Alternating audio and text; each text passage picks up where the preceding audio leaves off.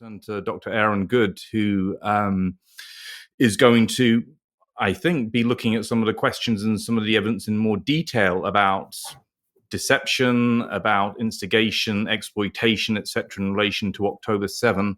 Aaron is very pleased to do this. As I said at the beginning, he runs the American Exception podcast.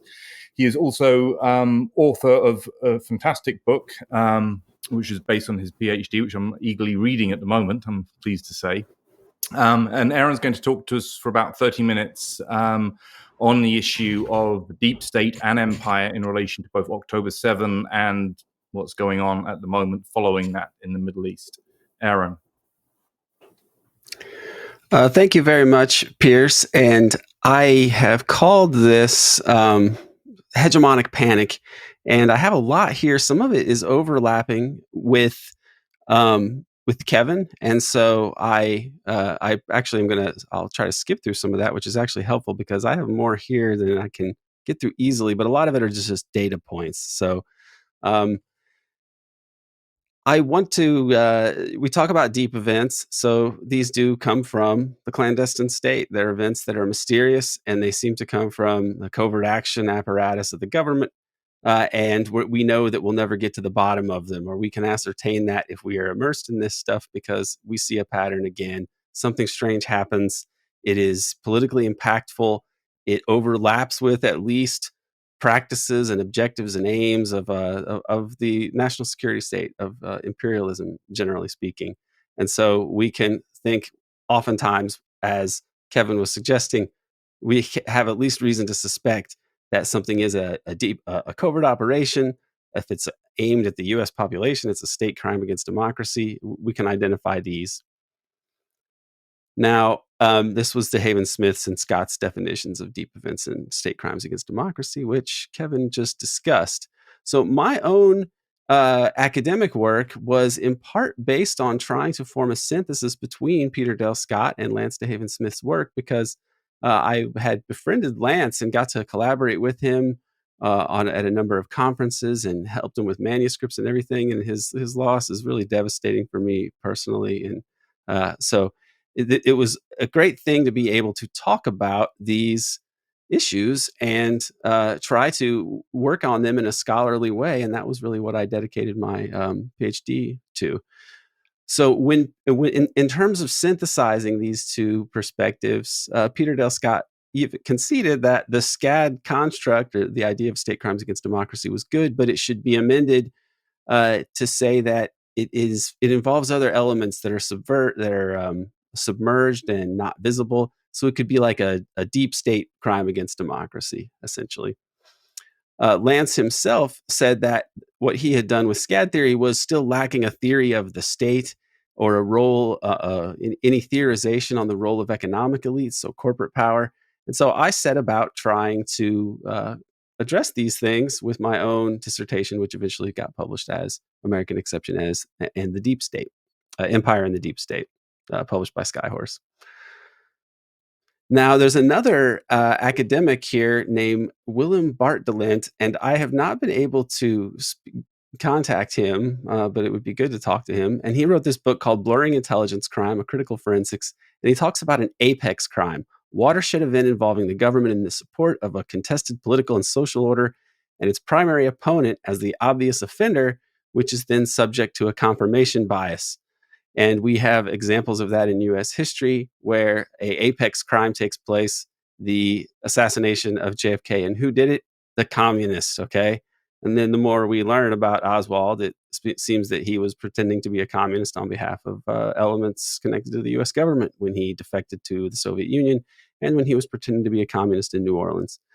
Later, notably, when a presidential candidate was going to reinvestigate the JFK assassination, that's Robert Kennedy, he was killed. And the patsy in this case was Sirhan, a Palestinian who could not have shot Robert Kennedy because Robert Kennedy was shot from point blank range, from behind, from right to left at an upward angle. And Sirhan was standing in front of him. So note the use of the Palestinian patsy is very significant. It's no coincidence. So I want to talk a bit about these. I'm just going to run through these because I don't have deep knowledge about them, but I notice them myself because I always think in terms of these patterns now when I see an event like this. So Kevin mentioned some of these, and I'm not going to go into detail about them, but there's a lot of evidence that Israel knew about this plan quite a while ago, and that such an attack would be hard to keep totally secret. So people suspect they had foreknowledge. There is reason to people have documented suspicious insider trading, evidence that points to insider trading, which indicates foreknowledge as well. The friendly fire aspect, how much of the death count of the Israeli civilians actually came from the Israeli military response, which is a very open question. A related question is, was this not just friendly fire, but was it actual policy? Was it the Hannibal Directive, wherein the Israeli military does not want Hamas or Palestinian groups at all to be able to have Israeli hostages, especially Israeli military hostages? They will kill them when they are fleeing rather than allow them to have hostages. So was that the calculation made on the night of October 7th, that they would rather them not have the hostages and a high death count? They can just blame it on Hamas, and it will allow them to go after to pursue a pre-existing agenda. A lot of false reports in the media of atrocities, the decapitated babies, et cetera, et cetera. A lot of propaganda and disinformation, and it's all slanted typically in one direction. The treatment of the hostages does not suggest that Hamas would have slaughtered all of these people and sexually tortured and mutilated people. But then the reports from the hostages are that they were treated very well. That doesn't seem to make sense, nor does it make sense that they would commit those atrocities, given that the hostage taking has certain political objectives that we can discern and which would be undermined by, wanton atrocities. There's the tricky problem of the fact that Hamas seems to be generally a creation of Israel, that they were backed and boosted by Israel. It's not that the members of Hamas don't have genuine, legitimate, deep seated grievances towards Israel, but Israel seems to have created this group. And there's documentation of this. It's been written about by mainstream people. Here's Mehdi Hassan, who's as corporate and mainstream as it gets, but even he has written about this, that Hamas is useful as a foil for Israel, and it's a way to prevent the creation of a Palestinian state. It creates an unsympathetic actor, and it undermined the PLO. That was the thinking at the time. Additionally, we know that they wanted to expel the Palestinians beforehand. An Israeli official leaked a think tank paper that was commissioned by Israeli intelligence, and it called for, well, it looked at different options to handle the Palestinian problem, but the one that they end up saying is good is option C: evacuation of the civilian population from Gaza to Sinai. There's the longstanding opposition to Palestinian statehood, the fact that many people are on the record, like Netanyahu, saying that, support Hamas because that'll keep a Palestinian state from forming, or it's been good that we have supported Hamas. It's been good that we've done these things to keep a Palestinian state from being formed. They are hell-bent on this. They believe in a greater Israel, which cannot but be created only with massive war crimes tantamount to genocide, which we are seeing now. Now, war and this issue of war and the deception that creates it, this is a recurring theme in imperialism, especially Western imperialism. And it just happens again and again. There's all these cliches about the fog of war and the first casualty is truth and all of this. Typically, these wars are fought because one side wants to fight a war, and typically they need a pretext as well. So I just want to run through some of these pretexts of Western imperialism, a modern Western imperialism, and I'm going to have some, focus on U.S. side, but others as well. The Thornton Affair. This is how we were able to steal California from Mexico. This is the pretext used to launch the Mexican-American War. A very dubious, even Abraham Lincoln questioned it at the time in Congress when he was a Whig congressman. The assassination of Queen Min, this takes place in Korea, but it's a very similar. This was when the Japanese had adopted Western imperialist tactics. Basically, they'd become as vicious as us. They'd studied our industry and they studied our imperialism, and they had what was something of a intelligence outfit, this Black Ocean group, pretend to be Koreans, and they kill the queen of Korea. And this is a colonial war. They're trying to set up a colonial empire just like the West. The USS Maine, of course, gets blown up. This is infamous, helps to fuel America's desire to fight the Spanish-American War and get its first overseas colonies. The assassination of Archduke Ferdinand sparks World War I. The Serbian group Black Hand, people have suggested or found evidence that points to them being related to the British Empire. Was this some sort of pretext or event or a catalyst that was staged by the British? It's quite possible to me. I wouldn't put anything past the British.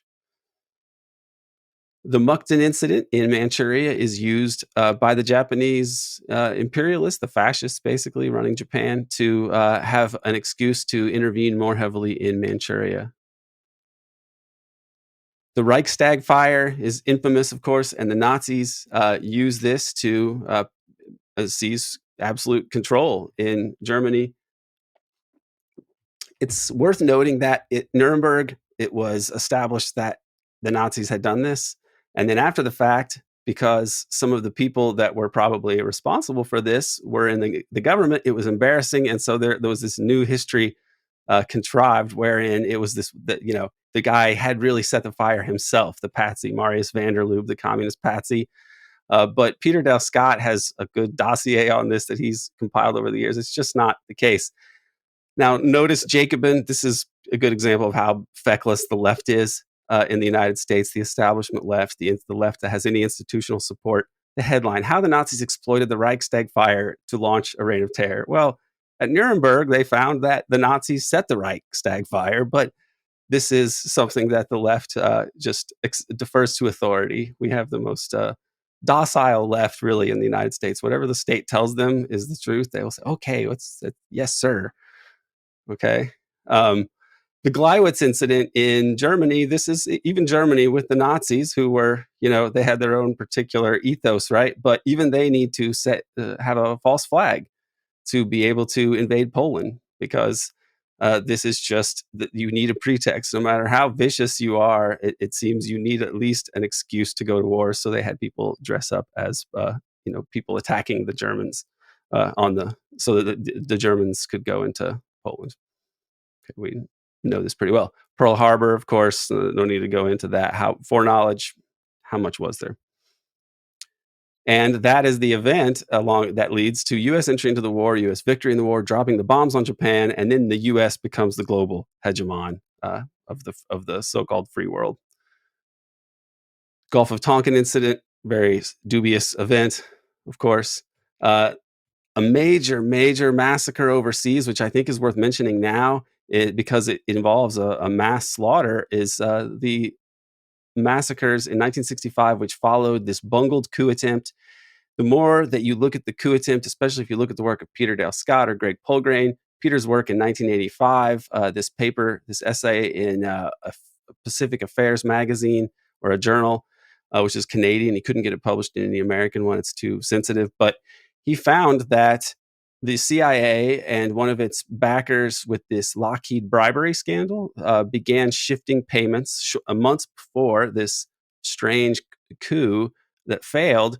Months before this happened, the CIA had shifted its funding to a backer of Sukarno, these bribes, to a backer of Suharto, who would be used to basically depose Sukarno and afterwards murder 500,000, 1 million, 3 million. We don't even know how many people were tortured to death in Indonesia.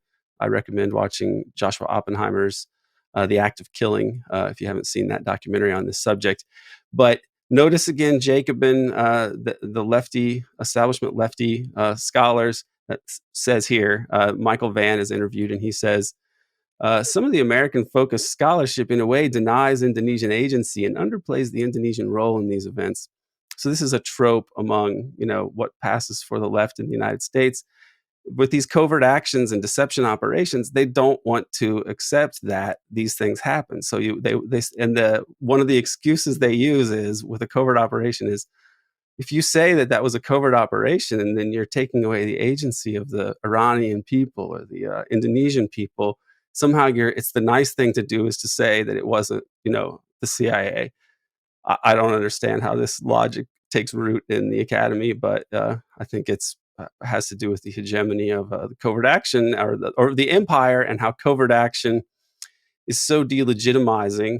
That's why they make it covert. They want to say they're not doing it because it's something usually very sinister. So this is something we got to deal with. The academy, the academics are not going to help us because they're part of the establishment.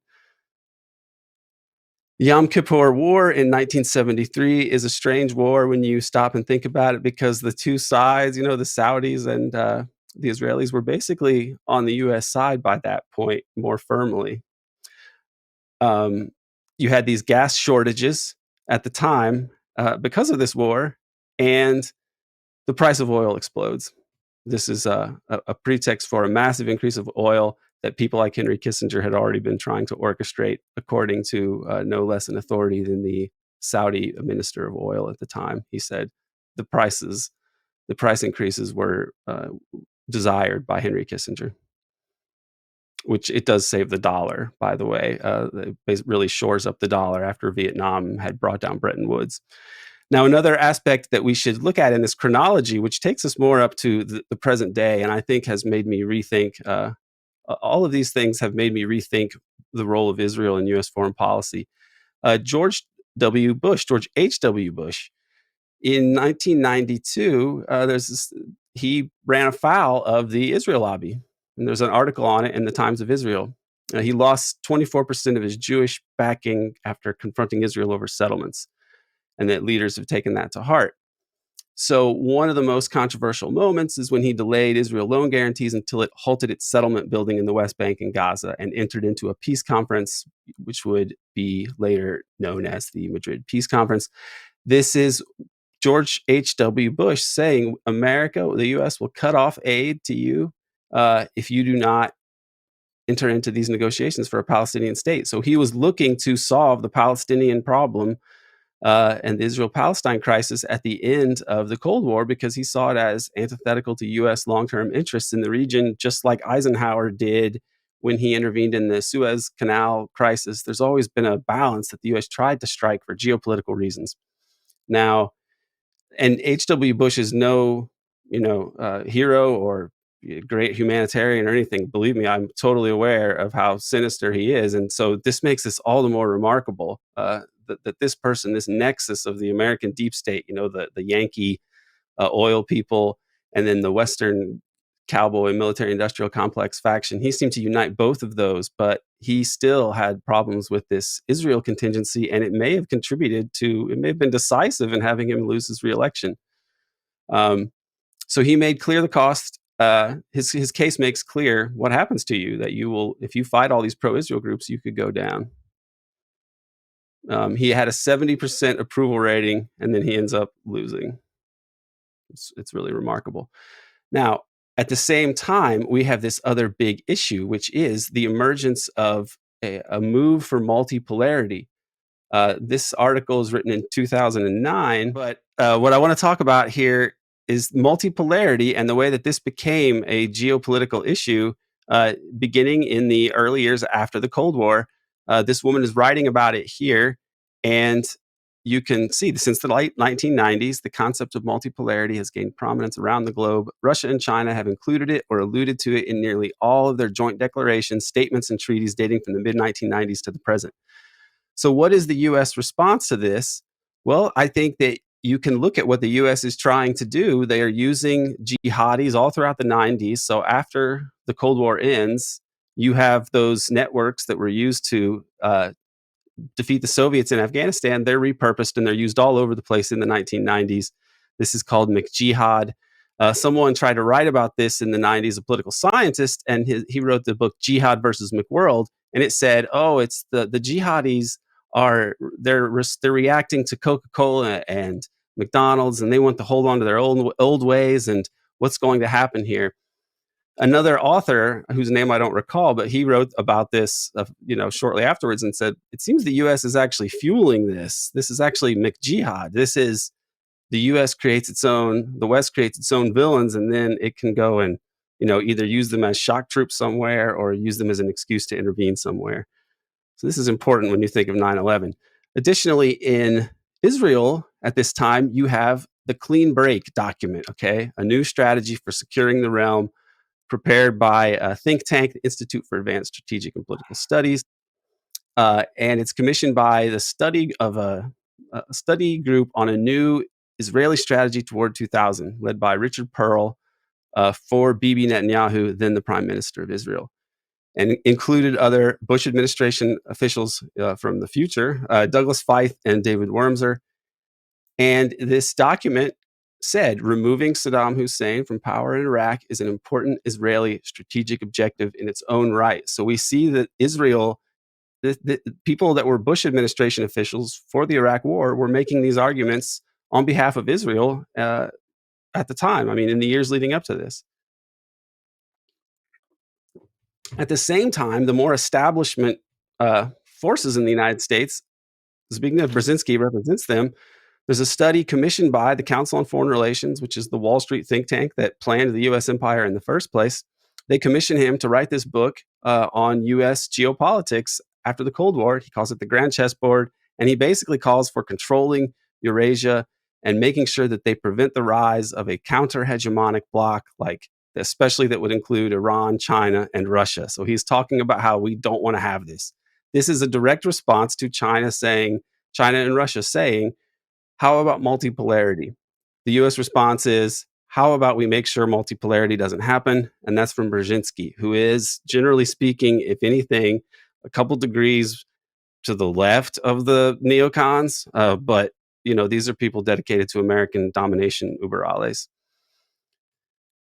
The American neocon response to this situation is the Project for a New American Century, and they're calling for full spectrum dominance over the world forever. And they're also saying that it's going to be kind of hard to get the U.S. to commit to what needs to be done without a new Pearl Harbor. This study comes out in 2000.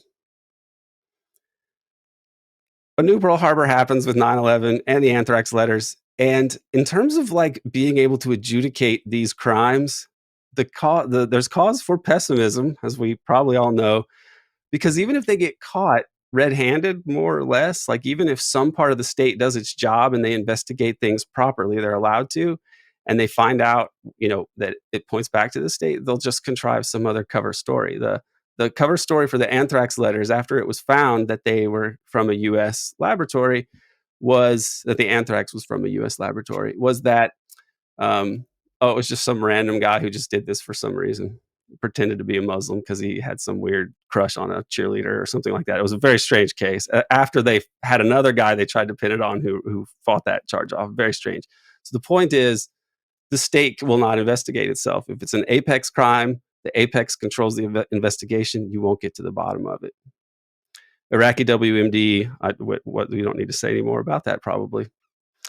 Now, in 2007, this is, I think, important, and people have not remarked on this as much. The war on terror stalls. You have Brzezinski goes in front of Congress and he says, we need to be careful. There's going to be some sort of terror attack, and it'll be blamed on Iran, and it'll be used to start a war that'll be a disaster for the U.S. and the whole region. You also had John Kiriaku's torture fiasco, his terrible journey, his whistleblowing on the issue of CIA torture, which may have been related to this as a way to kind of publicly chasten the Bush administration and hold back the neocons. So now fast forward a couple of years, or around, right before, really months before the Arab Spring, you have Zbigniew Brzezinski, and he had been sort of putting the brakes on the whole war on terror, 9/11 wars agenda. And then he goes on television and says, or no, not on television, he's speaking at I think it's a Chicago CFR meeting or dinner or something. And he says, there's going to be a global awakening. The whole world is waking up to injustice. They're all connected at the same time. And I remember this at the time because it may have been, I was watching somebody interviewed on Alex Jones. For some reason, I saw Alex Jones at this time. Maybe I shouldn't say this, but I do remember him saying, like, you see what he's saying? They're planning it. They're going to try to wake you up. They're cooking something up. So I remembered that at the time. And then the relationship of this didn't occur to me until later, but this was really right before the Arab Spring. I think Brzezinski may have been kicking off like the revival of this whole uh, anti counter hegemonic campaign. Really, I guess you'd call it, like this whole way of like trying to continue this agenda to make sure the U.S. had control over Eurasia, because you get these Arab Spring wars. So, and then it eventually comes out that the U.S. had helped nurture some of these groups. It's all very strange when you look at it in retrospect. It seems like it was really just the continuation of that whole agenda. Uh, that the Arab Spring Wars stall as well, in part because of Russia, and interestingly, the naval base that would have given them access to the Mediterranean and to Syria is in Ukraine. And you have the destabilization of Ukraine from a Russian perspective. You have Victoria Nuland passing out uh, poisonous cookies to kill protesters. Uh, Not really. She killed them with had them killed with snipers, but she did pass out cookies there, which was not quite respectable thing for a diplomat to do to a opposition group like this. But that's how it goes. The U.S. hand in this was really obvious. It was a coup that put in a threat to Russia right on its doorstep. You have Russiagate in the United States, which was a very strange event and made sure the U.S. Had a bellicose posture towards Russia at the time. It was a total distraction from the failure that led to Trump being reelected. Instead, it was just a way to blame Russia. We don't know where those emails came from, where the leaks came from. Some people think it was Seth Rich. That's a strange murder case. And the internet angle was also exaggerated and was very strange. These Buff Bernie memes were not really history changing, in my opinion. So that was a hoax. We have COVID, which I'm not going to say much about, except that it came from U.S. bioweapons research, apparently, and it had a major impact, and it seems to have been used either opportunistically or by design as a structural deep event. Ukraine war is, of course, a huge disaster, along with the Nord Stream pipeline crimes, but you're not going to get to the bottom of them. Al-Aqsa flood, as we've talked about, and this Gaza genocide, these seem to be related also to all of those issues that Atif was talking about earlier, that are economic and geopolitical motives, but also the fact that U.S. hegemony is really crumbling. And I think that Israel feels like its window of opportunity for a final solution here with Palestine is running out, perhaps. And so they are going farther than people would have thought they would go, and farther than they've ever gone before, in terms of just slaughtering uh, the people in Gaza. So I want to talk about SCAD versus deep events and ways academics can think about these and how useful they are. SCAD is useful as an academic or forensic heuristic. It's a way to put these things into a certain category so you know what you're looking at and you can talk about it. Deep events, or the way that Peter Del Scott approaches these, might be more useful for making detached observations for things after the fact and gaining historical insights and then thinking about how you can apply these. So these are very similar academic ideas. Now, in terms of what we should do in terms of thinking about justice, given the criminality that we see in the state when we study these things, Lance had a different idea than Peter. Lance basically thought, hey, I'm a public administration person. You solve crimes and you hang the bastards. Peter thought that there could be a cultural revolution of the mind eventually, and a truth and reconciliation process of some kind eventually. But he thought that people really had to be prepared, or he thinks this now increasingly, that people need to be prepared for this revolution before it can really happen. He has some hope that civil society groups along the lines of the civil rights movement could be useful in this regard. The synthesis of these two lines of thinking, well, I've tried to do that a little bit. The proximate root of the problem is that there's no lawful sovereign over the domestic state and over the international system. Therefore, whenever we have these problems, these crimes we identify, we are reduced to hysterically shouting into the void and not having any way to have the rule of law applied domestically or internationally. But as with every empire, these people are hanging themselves. I think nemesis really comes from outside. The non-West right now embodies humanity's desire to be free from exploitation and domination. They are really doing the heavy lifting to fight this sort of despotism that we're seeing, and I think its ultimate embodiment is in Gaza right now. And it seems to be really the perfect encapsulation in a really horrific way of so much that we have done for hundreds of years in the West. But we are not able to take power, so we can just post protest emojis and have Zoom conferences and try to raise awareness, but and raise consciousness. The good news is I do think that this empire that's been around for hundreds of years is now on its way out. And that is exciting, although it's a little frightening because we don't know what they have up their sleeves to try to hold on to power. And I have other slides here, but I don't want to go any further than this. So I will just yield the rest of my, I don't have any more time, but I think I'll leave it at that and say that the problem is the despotism at the top of the state and the fact that this continues over the international realm. There is no lawful sovereign domestically, and internationally, there's no way to adjudicate disputes according to the rule of international law in any sort of fair way because of the U.S., by and large. Thank you, Aaron, for fascinating discussion, rich and detailed.